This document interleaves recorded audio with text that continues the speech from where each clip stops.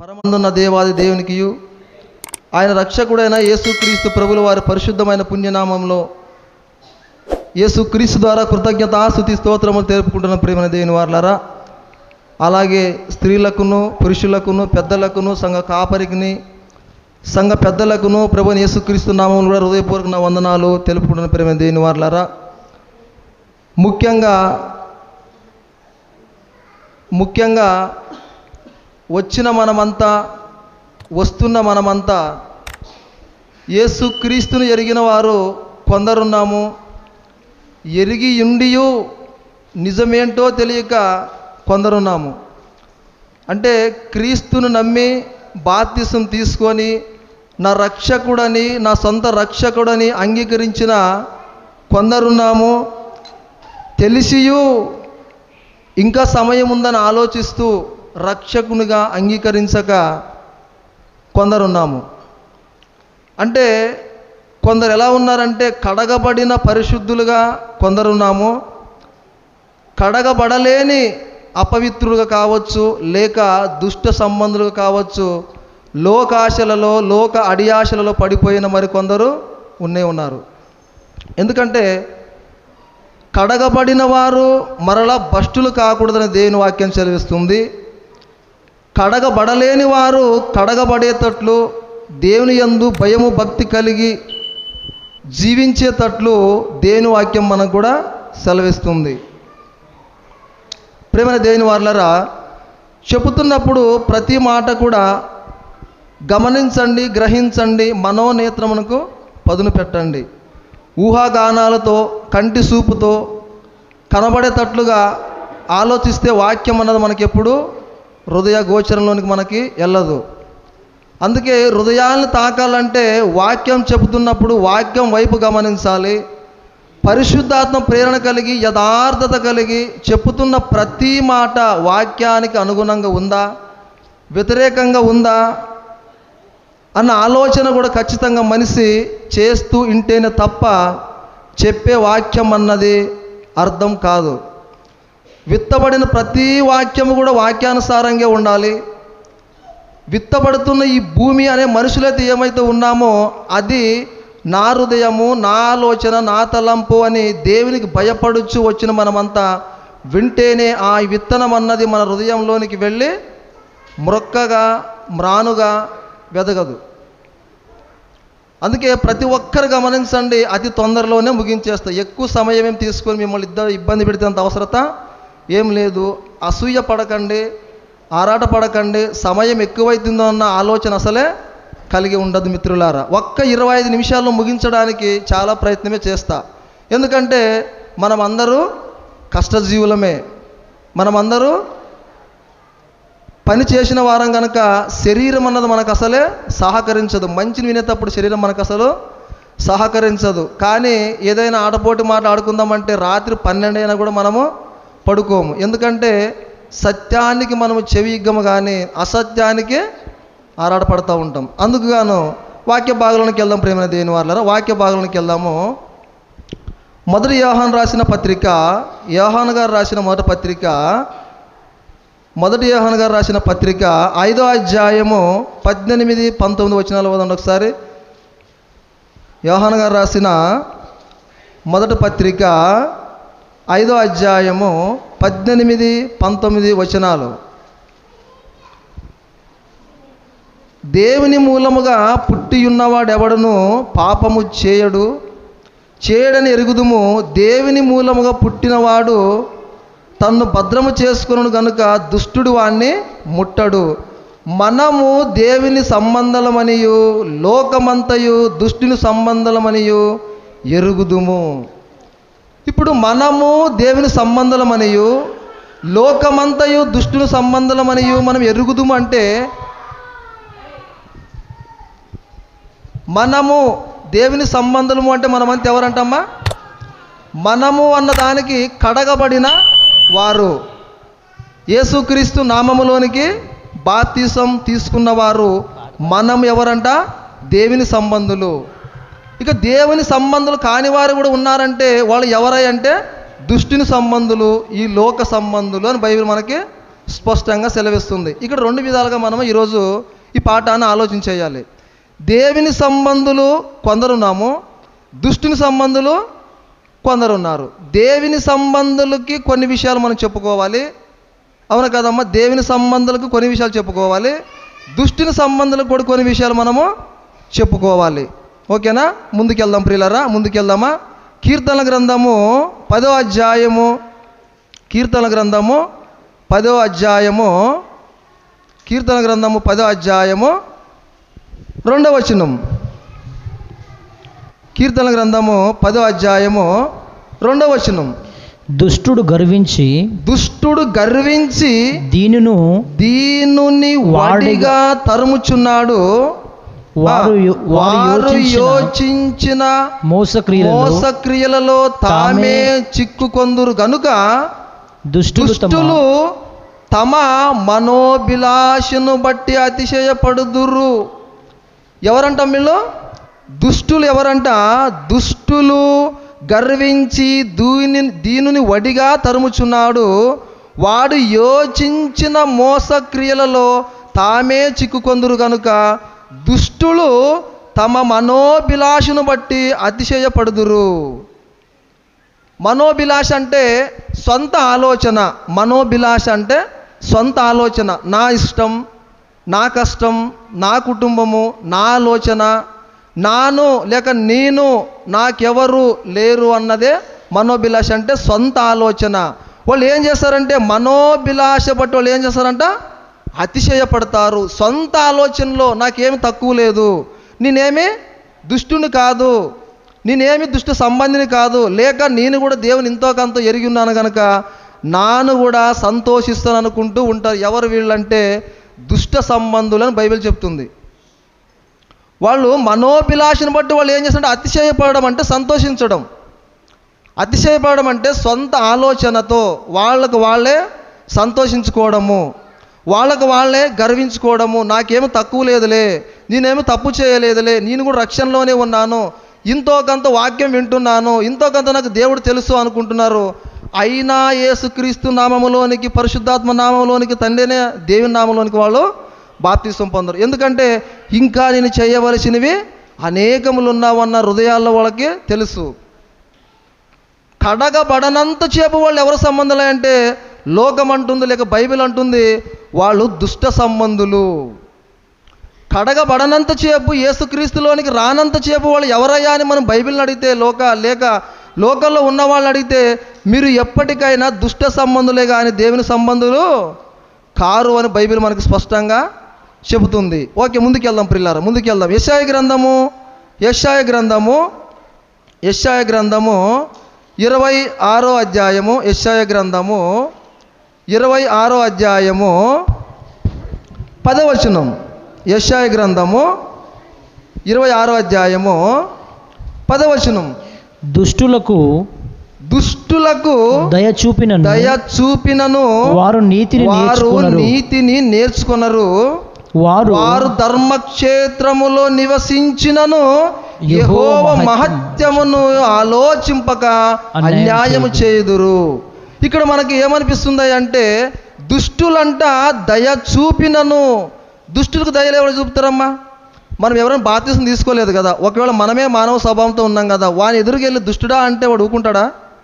నీ దుష్ట సంబంధివిరా, నీ పాపంలో ఉన్నావు, నీవు కడగబడలేదు, నీ దుష్ట సంబంధం అంటే ఎవరైనా ఊరుకుంటారా? మనం ఎంతో కాస్తో జాలి చూపించి రక్షించాలి, లేక వాక్యం ప్రకటించాలి, వాళ్ళు కూడా దేవునిలోనికి వస్తే అని సంతోషంతో మనం కొందరు ఉంటాము. వాళ్ళకు దయ, కరుణ, కటాక్షము చూపించేది ఎవరై అంటే పరమందున్న దేవుడు. కానీ వాళ్ళ గురించి అంటున్నాడు దేవుడు, దుష్టులకు దయ చూపినను వాళ్ళు ఏం చేయరంట? నీతిని అస్సలే నేర్చుకొనరు. ఈరోజు మన ఊరు కావచ్చు, మనం కావచ్చు, క్రైస్తవుల బిడ్డలు కావచ్చు, లేక మనం అంతా పిలువబడుతున్న వాళ్ళు కావచ్చు, దేవుని ఇంతో కాంత మనం ఎరిగి ఉన్నాం కదా, తెలుసుకున్నాము కదా, మరి టక్కున నేను మారిపోవాలి, టక్కున నేను బాప్తిసం తీసేసుకోవాలి, నా సమయం ఎప్పుడో నాకు తెలియదు కనుక నేను రక్షణలోనికి రావాలన్న ఆలోచన ఎందుకు రావట్లేదు అంటే నీలో దుర్బీజం ఏదో ఎదుగుతుందన్నమాట. నీలో దుష్ట ఆలోచన అన్నది ఏదో నీకు నీవే దాన్ని పోషించుకుంటున్నావు అన్నమాట. దుష్ట ఆలోచన కలిగి ఇక నేను రక్షణలోనికి రాకూడదు, ఇక నేను కొన్ని చేయవలసిన పనులు ఎన్నో ఉన్నాయి కనుక అప్పటికి చూద్దాంలే, చివరి దశలో చూద్దాంలే, మరణం వచ్చే సమయానికి చూద్దాంలే అన్న ఆలోచన కలిగి నీవు ఎక్కడున్నావు అంటే లోక సంబంధిగానే దుష్ట సంబంధిగానే ఉన్నావు కనుక దేవుడు అంటున్నాడు, నీలాంటి వారికే రక్షణ పొందిలాని వారికి అంటున్నాడు, దుష్టులకు దయ చూపినను వారు నీతిని నేర్చుకున్నారు. ఆయన అంటున్నాడు, వారు ధర్మక్షేత్రములో నివసించినను వారు ఏం చేయరంట, యెహోవా మహత్యమును ఆలోచింపక అన్యాయమే చేస్తారంట. ధర్మక్షేత్రం అంటే మంచి నివాసము, అనుకున్నవన్నీ జరగడము, మంచి ఇల్లు కట్టుకోవడము, మంచి పొలాలు కొనుక్కోవడము, లేదా ఆరోగ్యం ఉందని నా ఇష్టం అనుకోవడమే ధర్మక్షేత్రము. అంటే మంచి నక్షత్రమా, లేకుంటే మంచి నివాసమా, మంచి ఉల్లాసమా, మంచి ఆనందమా, మంచిగా వాడు జీవిస్తున్నాడంటే వాడి దృష్టికి వాడు ధర్మక్షేత్రములో, అంటే అతని దృష్టికి లేకుండా ఆమె దృష్టికి వాళ్ళు ఎలా ఉన్నారంటే వాళ్ళు ఇష్టానుసారంగా జీవిస్తున్నారు కనుక సంతోషకరమైన జీవితంలో వాళ్ళు జీవిస్తున్నారు. అయినా కూడా వాళ్ళు నీతిని అసలే నేర్చుకున్నారు. నీతి అంటే ఒకటి యేసుక్రీస్తు లేక దేవుడన్న నమ్మకం. దేవుడంటే మాకు నమ్మకం ఉంది, దేవుడంటే మాకు విశ్వాసం ఉందన్న ఆలోచన ఎవరు కూడా కలిగి ఉండరు. కానీ దేవుడు దయ చూపిస్తూనే ఉన్నాడు. దేవుడు ముందరే దయామయుడు, కరుణామయుడు, ప్రేమామయుడు, కరుణ కటాక్షములు ఆయన తప్ప మనిషి అన్నవాడు ఎవరు మనము చూపించలేము. అవునా కదమ్మ? దుష్టులకు దయ చూపిన వారు నీతిని నేర్చుకున్నారు. యెహోవా మహోత్సవములు వాళ్ళు నివసించినను ఆలోచన అన్యాయమే వాళ్ళు చేస్తూ ఉంటారంట. దేవుడు వాళ్ళ ధర్మక్షేత్రం నివసించిన కూడా మీరు అందరూ పాపులుగానే ఉన్నారు కానీ రక్షణ పొందుకోండి అందరి దారో చెప్పిస్తూ ఉంటాడు కదా. అయినా కూడా వాళ్ళు దయనే చూపించరు, అయినా కూడా రక్షణలోనికి రావాలన్న ఆలోచన వాళ్ళకి తక్కువగా ఉంటుంది. అవునా కదమ్మా? తక్కువగానే ఉంటుంది. ఎందుకంటే మనం కొంతమందికి అంటూ ఉంటాం కదా, బాప్తీసం తీసుకోకూడదా, రక్షణలోనికి రాకూడదా, ఎప్పుడు పోతామో తెలియదు కదా నాయన, ఎప్పుడు పోతావో తెలియదు కదమ్మా, తీసుకోరా అంటే తీసుకుందానిలే ఆలోచిస్తూ ఉన్నా, ఎందరో చెప్తున్నారులే కానీ ఆలోచిస్తూ ఉన్నా. నీకు రక్షకుడు యేసుక్రీస్తుని ఎవరికైనా తెలియదా? మీరు మరణిస్తే పాతానికి వెళ్ళిపోతామని ఎవరికైనా తెలియదా? ఒక్క క్షణంలో పాతాళానికి దిగిపోతామని ఎవరికైనా చెవులు పడలేదా? రక్షణ యేసుక్రీస్తులో ఉందని ఎవరికైనా వినపడలేదా? యేసుక్రీస్తు సభలు పెడుతున్నాం కదా, దేవుని ఆలోచన కలిగి ఉన్నాము కదా, ఒక కుటుంబంలో ఎవరో ఒకరిని చర్చకు వస్తున్నాము కదా, ఈయన నమ్మాడు, ఈయన రక్షణ పొందుకున్నాడు, నేనెందుకు కలగకూడదా రక్షణ, నాకెందుకు రక్షణ కలగకూడదని ఆలోచన దుష్ట సంబంధాలు అంటే లోక సంబంధాలకు ఎవరికైనా ఆలోచన పుడుతుందా? ఎందుకు రక్షణలోకి రాలేకపోతున్నావు అంటే నీలో దుర్బీజము ఏదో ఒకటి మలిపించుకుంటున్నావు. అదందరికీ అది ఎప్పుడు పెరగదు. మన హృదయ తలంపుల్లోని మనము పోషించుకుంటేనే ఏదైనా పెరుగుతుంది. అదందరికీ అది ఎప్పుడు పెరగదు. ఒట్టి గింజను తెచ్చో, పచ్చి గింజను తెచ్చో ఈ ఒట్టి నేల మీద వేయండి, మెలుస్తుంది. అది మలవదు, దానికి అవకాశం లేదు. అది భూమిలో పడితేనే చచ్చి బ్రతుకుతుంది. మనము కూడా లేక దేవుని రక్షణకు రాని వాళ్ళు కూడా ఏం చేశారంటే ఆలోచనని, ఆ దుష్ట ఆలోచనని హృదయంలో పెట్టుకొని మలిపించుకుంటూ ఉంటాడు. రక్షణలోకి రావాలంటే ఆలోచిస్తూ ఉంటాడు. బాప్తిసం తీసుకోవాలంటే ఎన్నో రకాలుగా ఆలోచన చేస్తూ ఉంటాడు. అవునా కదమ్మా?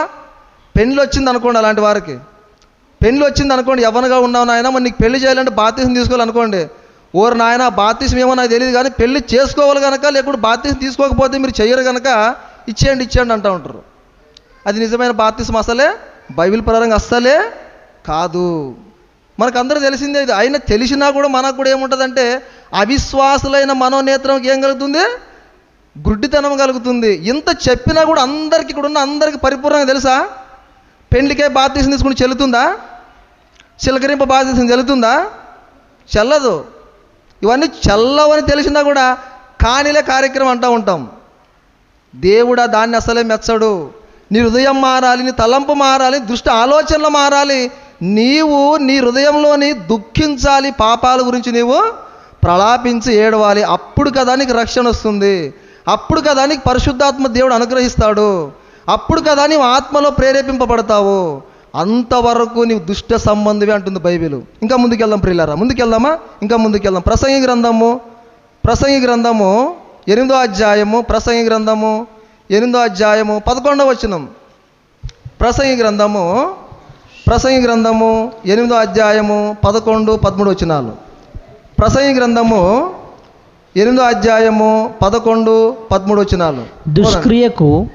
దుష్క్రియలకు తగిన శిక్ష నిగ్రహముగా కలగకపోవుట చూచి మనుషులంట భయము విడిచి హృదయపూర్వకముగా దుష్క్రియలే చేస్తారంట. ఇప్పుడు దుష్టునికి దుష్ట సంబంధికి ఎన్నో ఆలోచనలు కలిగి ఉంటాయి కదా. ఒక వ్యభిచారం చేయడం కానీ, ఒక దొంగతనం చేయడం కానీ, ఒక మోసం చేయడం కానీ, ఒక అబద్ధం ఆడడం కానీ, ఒక తాగబోతు కానీ, ఒక తిండిపోతు కానీ, ఎన్నో క్రియలు ఇవి తప్పు. లోకంలో దుష్టులు ఆలోచించిన కూడా అది మందికి తెలుసు, మనకి తెలుసు, వాడికి తెలుసు, లోకమంతటికి తెలుసు. ఏమని? ఇది తప్పు. తాగడం తప్పు, అబద్ధం ఆడడం తప్పు, వ్యభిచరించడం తప్పు, మోసం చేయడం తప్పు, దోపిడి సొమ్ము తప్పు అని తెలిసినా కూడా వాడు అనుకుంటాడంట వాడికి నిగ్రహముగా వచ్చట్లేదు. వాడు చేసే అబద్ధానికి, వాడు చేసే మోసానికి వెనకనే శిక్ష రావట్లేదు కనుక వాడు ఏమనుకుంటాడని చెప్తుంది బైబిల్. దుష్టులకు తగిన శిక్షకు నిగ్రహముగా కలగపోవడం చూచి మనుషులంట భయము విడుస్తారు, హృదయపూర్వకముగా దుష్క్రియలే చేస్తారంట. చేసిన శిక్షకి, చేసిన పాపానికి వెనకనే వచ్చి ఇవ్వడం చేస్తాడు పాపము. అందుకే దేవుడు దయామయుడు, ఆయన కరుణామయుడు. దుష్టులకు దయ చూపిస్తున్నాడు, అయినా కూడా మనుషులు మారట్లేదు. దుష్టులకు దయ చూపిస్తున్నాడు, అయినా మారట్లేదు. 13వ వచనం భక్తిహీనులు దేవుని సన్నిధిని భయపడరు గనుక వారికి క్షేమము కలగదనియు వారు నీడ వంటి దీర్ఘాయువును పొందకపోదురనియు నేను ఎరుగుదును. ఇక్కడ భక్తిహీనులు అంటే ఇక్కడ ఆలోచించాలి. ఇప్పటి వరకు వీళ్ళు ఎవరై అంటే దుష్ట సంబంధులు, లోకంలో ఉన్నవాళ్ళు, యేసుక్రీస్తు రక్తంలో కడగబడిన వాళ్ళు. వీళ్ళు ఎవరై అంటే దుష్ట సంబంధులుగా పిలువబడుచున్న వాళ్ళు. ఇక్కడ ఏమంటుంది బైబిల్ అంటే 13వ వచనంలో భక్తిహీనులు దేవుని సన్నిధిని భయపడరు గనుక వారికి క్షేమము కలగదనియు వారి నీడ వంటి దీర్ఘాయువును పొందకపోదరనియు నేను ఎరుగుదును. ఎవరు వీళ్ళు భక్తిహీనులు? భక్తి అనడానికి ఒక అర్థం ఉంది. భక్తి అనడానికి కడగబడిన వాళ్ళు, యేసుక్రీస్తులోనికి వచ్చిన మనమంతా, బాప్తిసం తీసుకున్న మనమంతా ఏం చేస్తామంటే దేవుని సన్నిధి అంటే మనకు అసలే భయం లేదు. దేవుడు అంటే భక్తి అసలే లేదు. ఎక్కడ ఎలా కూర్చోవాలి, ఎక్కడ ఎలా మాట్లాడాలి, పిల్లల్ని ఎలా భద్రం పెట్టుకోవాలి, మన ప్రవర్తన ఎలా ఉండాలి, మన ఆలోచన ఎలా ఉండాలి, మనం ఎలా ప్రవర్తిస్తే మన వాళ్ళు చూసి ఇంకొకరు నేర్చుకుంటారు, నా ద్వారా నా ప్రవర్తన బట్టి ఎవరైనా రాబడుకోవచ్చా, నా కుటుంబంలో ఎవరైనా రక్షించుకోవచ్చా, లేదా నా ప్రవర్తన బట్టి ఇతరులు ఏమైనా రక్షించే అవకాశం నా ప్రవర్తన బట్టి నాకుందా అన్న ఆలోచన మనిషి మరిచిపోతున్నాడు. అందుకే అంటుంది బైబిల్ భక్తిహీనులు దేవుని సన్నిధిని భయపడరు. వాళ్ళంట నీడలాంటి ఆయుష్ని కలిగి ఉన్నారంట. నీడ ఇటు వచ్చి ఇటు వెళ్ళిపోతుంది కదా. పొద్దున్న ఇక్కడ సూర్యుడు వస్తే మన నీడ అక్కడ ఉంటుంది. అది రావంగా మధ్యలోకి రాగా మన నీడ మన దగ్గరికి వచ్చేస్తూ ఉంటుంది. పొద్దుమున కానీ ఈ మూల నుంచి ఆ మూలకి వెళ్ళిపోతుంది. మనం భక్తి పరులు అనుకుంటున్నాం కానీ దేవుడు అంటున్నాడు భక్తిహీనులుగా ఉన్నారు. ఎవరు? కడగబడిన వారు, రక్షణ పొందుకున్నవారు, భక్తి అంటే పరమార్థం తెలుసుకోలేని వారు. వాళ్ళకి అంటుంది గడ్డి లాంటి లేకుండా నీడ లాంటి ఆయువు నువ్వు కలిగి ఉన్నావు, జాగ్రత్త అని బైబిల్ మనకి హెచ్చరిస్తుంది. దుష్టుడేమే లోక సంబంధంలో, లోక ఆలోచనలు పడిపోయి వాడు ఇష్టానుసారంగా వాడు జీవిస్తున్నాడు. భక్తిపరులు, యథార్థపరులు మారాము, మేము ఒక మాదిరికరము అని అనుకుంటూ మనము కూడా అత్యాశపడుతూ లేకుంటే మనం సంతోషించుకుంటున్నాము. కానీ దేవుని సన్నిధి, దేవుడంటే భక్తిపరులకు అసలు భయమే లేదు. మనలాంటి వారి గురించి కూడా బైబిల్ అంటుంది మీరు నీడలాంటి ఆయువు కలిగి ఉన్నారు, ఎప్పుడు పోతావు కూడా తెలియదు, నేను తీసేస్తా జాగ్రత్త అంటున్నాడు ఆయన. నీవు ఎలాంటి ఆయువు కలిగి ఉన్నావు అంటే నీడలాంటి ఆయువు కలిగి ఉన్నావు. ఒక్క రోజులో తీసేసే అవకాశము నాకుంది, అయినా కూడా నీవు అసలే భయపడట్లేదు అంటుంది బైబిల్. అయినా కూడా నీకు అసలు భయమే లేదంటుంది బైబిల్. ఎవరు వీళ్ళంటే కడగబడిన వాళ్ళు, భక్తిహీనులు. అంటే భక్తి అనుకొని చెప్పుకుంటూ హీనులుగా జీవిస్తున్న మనం అందరూ. భక్తికి నాంది పలకట్లేదు, భక్తికి మాదిరి చూపించడం లేదు. భక్తి అంటే ఇది కదా అని మనం చూపించట్లేదు. ఒక మాట బైబిల్లో ఉంటుంది ఏమనంటే భక్తి అంటే నిజమైన భక్తి అనేమంటే దిక్కులేని పిల్లల్ని ఆదరించుడు, విధవరాలను ఆదరించుడు, లేకుంటే వాళ్ళు ఇబ్బందిలో ఉన్న వాళ్ళకి బట్టలు ఇచ్చుడు, ఆహారం పెట్టి, ఇంతవరకే బైబిల్ ముచ్చేశారు అంతే. యథార్థమైన భక్తి, సొంత భక్తి, దేవుని యందు భయభక్తి, సన్నిధికి రావడం భయభక్తి, మందిరానికి వెళ్ళేటప్పుడు నీ ప్రవర్తన భయభక్తి, ఇవన్నీ విడిచిపెట్టేశాము. ఆ ఒక్క రిఫరెన్స్గా ఒక్క వచనకు మాత్రం మనిషి నాంద పలుకుతున్నాం. ఇది భక్తి అన్నారు కదా. మనలో కూడా భయం ఉండాలి, భక్తి ఉండాలి. భక్తిహీనులుగా ఉండకూడదు మనం. ఇంకా ముందుకు వెళ్దాం ప్రేమ దేవుని వారలారా. కీర్తనల గ్రంథము 2వ అధ్యాయం, కీర్తనల గ్రంథము 2వ అధ్యాయము, క్షమించండి, కీర్తనల గ్రంథము 36వ అధ్యాయము, కీర్తనల గ్రంథము 36వ అధ్యాయము 1-2 వచనాలు. కీర్తన గ్రంథము 36వ అధ్యాయము, కీర్తన గ్రంథం 36వ అధ్యాయము 1వ వచనం కాడ నుంచి. భక్తిహీనుల హృదయములో అతిక్రమము దేవోక్తి వలె పలకుచున్నదంట. దీని అర్థం ఏమని చెప్పగలరమ్మా? భక్తిహీనుల హృదయములో దేవోక్తి ఎట్లా పలుకుతుందంటమ్మా? భక్తిహీనుల హృదయములో అతిక్రమము అంటున్నాడు ఇక్కడ. మరి దేవోక్తి అంటున్నాడు ఇక్కడ. దేవోక్తి అంటే దేవుడిచ్చే ఒక వాక్కు, దేవుడిచ్చే ఒక మాట, దేవుడు ఫలాంది చేయి అని భక్తులకు సెలవిచ్చాడు ఆ కాలంలో. ఇరిమియాకి దేవుని ప్రత్యక్ష లేకుడు, ఇరిమియాకి దేవుని వాక్కు, ఇరిమియాకి ప్రత్యక్షమై దేవుని వాక్కు లేకుడు దేవోక్తి ఇలా పలకని చెప్తుంది కదా ఆ కాలంలో. అలాగే భక్తిహీనుల హృదయంలో కూడా ఏముందంట? అక్రమము. వాడు చేసే అక్రమానికి, ఎవరు భక్తి అని చెప్పుకుంటూ అక్రమం చేస్తున్నవాడు దేవోక్తి వలె పలుకుచున్నదంట. భక్తి అని చెప్పుకుంటున్నాడు, భక్తి పరుడు అనుకుంటున్నాము, మేము భక్తులము అన్నట్లు కనిపిస్తుంది. కానీ మన అతిక్రమం అంట దేవోక్తి వలె పలుకుచున్నదంట. దేవుని వాక్కుగానే ప్రకటిస్తున్నామంట, దేవుడే మాట్లాడుచున్నట్టుగా ఉంటుందంట. బేటల్లి అన్నీ చేస్తూ ఉంటాము, నిలబడితే భక్తిపరులుగానే ఉంటామంట. అలాంటి వారిని కూడా బైబిల్ అంటుంది, నువ్వు చెప్పే మాట కూడా లేకుండా లోకం అంటుంది దేవోక్తి వలె పలుకుచున్నదంట. వాడు చేసినవన్నీ మర్చిపోయి వచ్చేసి మనమంతా భక్తి పరులుగా మనం ఏం చేసుకుంటామంటే దేవోక్తి వలె ప్రకటింపజేస్తున్నామంట. ఎవరు వీళ్ళంతా? భక్తిహీనులు అంటుంది బైబిల్. భక్తిహీనుల హృదయములో అతిక్రమం దేవోక్తి వలె పలుకుచున్నది అంటున్నాడు ఆయన. హృదయం మంచిగా లేదు, మన భక్తి మంచిగా లేదు, యథార్థత లేదు, కల్మషం లేని హృదయం ఎవరిలోనూ లేదు.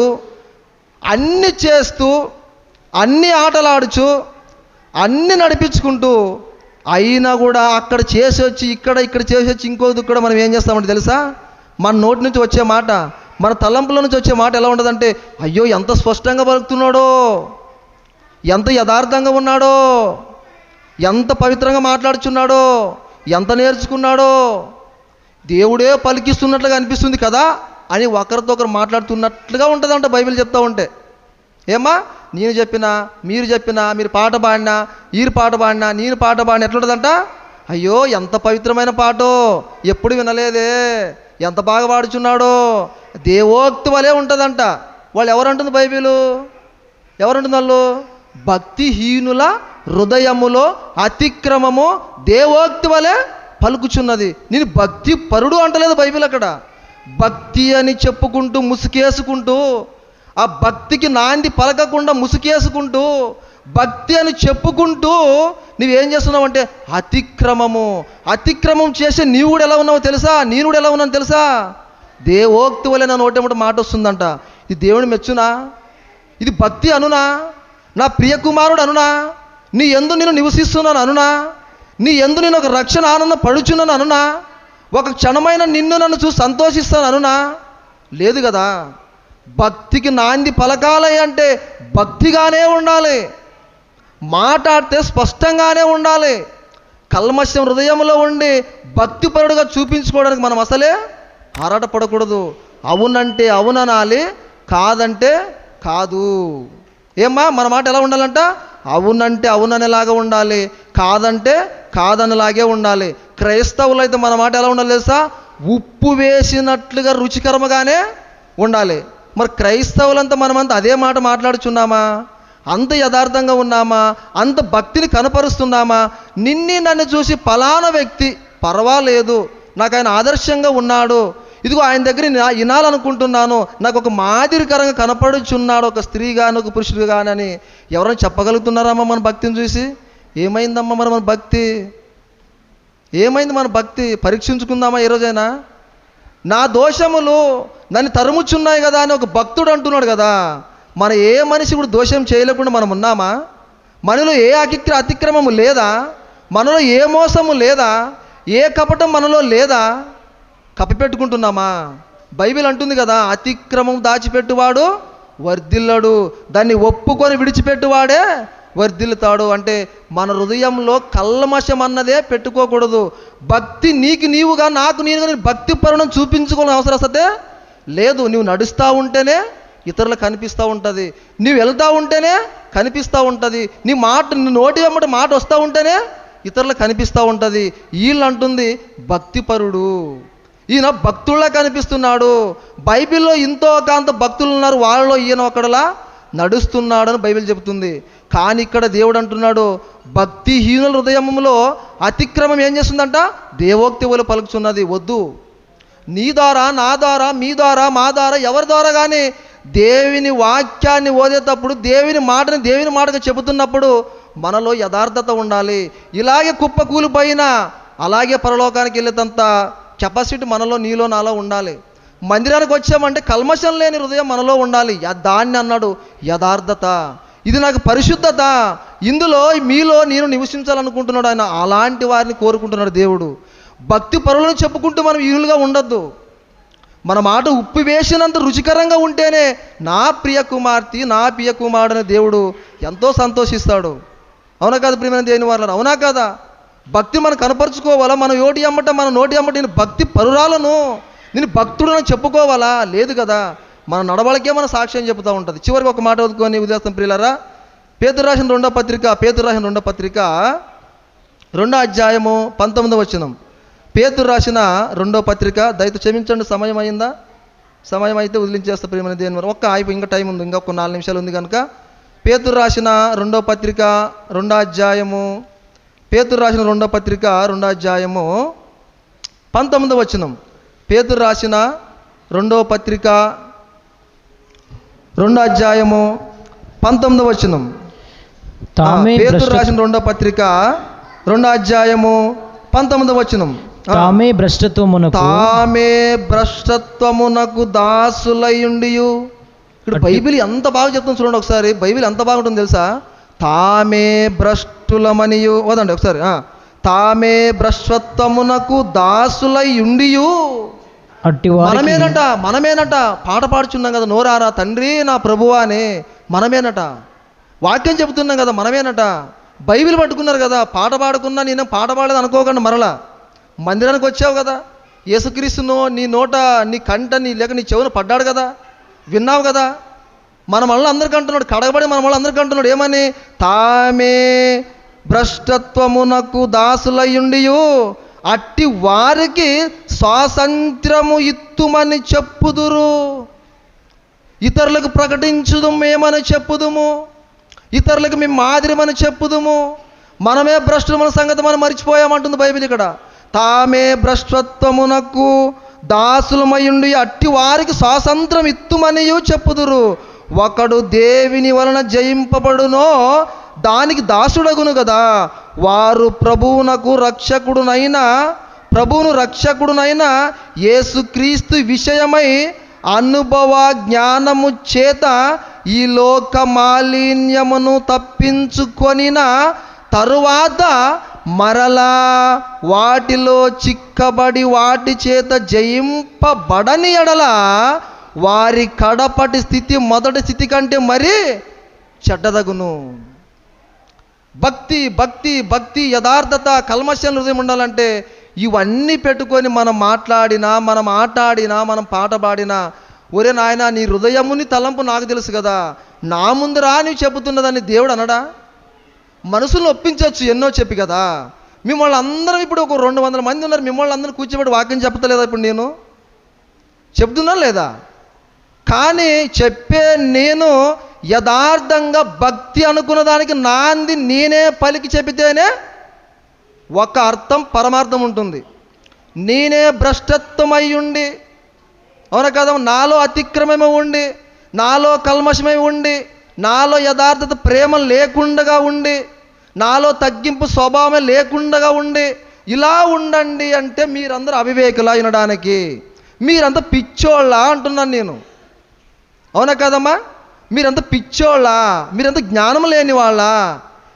ఫస్ట్ మనం చెబుతూ ఉంటే ఏం చేస్తూ ఉంటాం? ఎనికి మన చరిత్ర అంతా లిస్ట్ తీస్తూ ఉంటారు. నీ పేజీ ఎక్కడుందిలే, నీ బ్రతుకు ఎక్కడుందిలే, నీది ఏం తెలియదా అంటూ ఉంటారు కదా. అందరూ ఓద్తూనే ఉంటాం, అవునా కాదమ్మా? అందుకే బైబిల్ ప్రతి ఒక్కదానికి నాంది పలుకుతుంది, ప్రతి ఒక్కదానికి నాందే పలుకుతుంది, అవునా కదమ్మా? మనం ఏం చేస్తామంటే, మరలా వదండి అన్నమాట, మరలా వదండి ఒకసారి.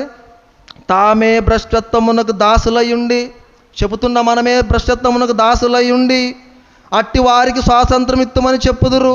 ఒకడు దేవుని వలన జయింపబడునో దానికి దాసుడగును కదా. వారు ప్రభువును రక్షకుడునైన యేసుక్రీస్తు విషయమై అనుభవ జ్ఞానము చేత ఈ లోక మాలిన్యమును తప్పించుకొనిన తర్వాత మరలా వాటిలో చిక్కబడి, తప్పించుకున్నావు, కడగబడ్డావు, బాప్తిసం అందుకున్నావు, చెబుతున్నాము, అయినా మరలా వాటిలో చిక్కుబడ్డావేమి? చిక్కబడిన నేను మరలా చెబుతున్నామేమి ఇలా ఉండాలని? దేవుడు మెచ్చడు కదా, మెస్తాడు దేవుడు? దేవుడు అమాయకుడా? మనుషులే అమాయకులు కానప్పుడు దేవుడు అమాయకుడా? లేకుంటే దేవుని కళ్ళగప్పే చెప్పాలనుకుంటున్నాము మనమంతా? కాదు కదా.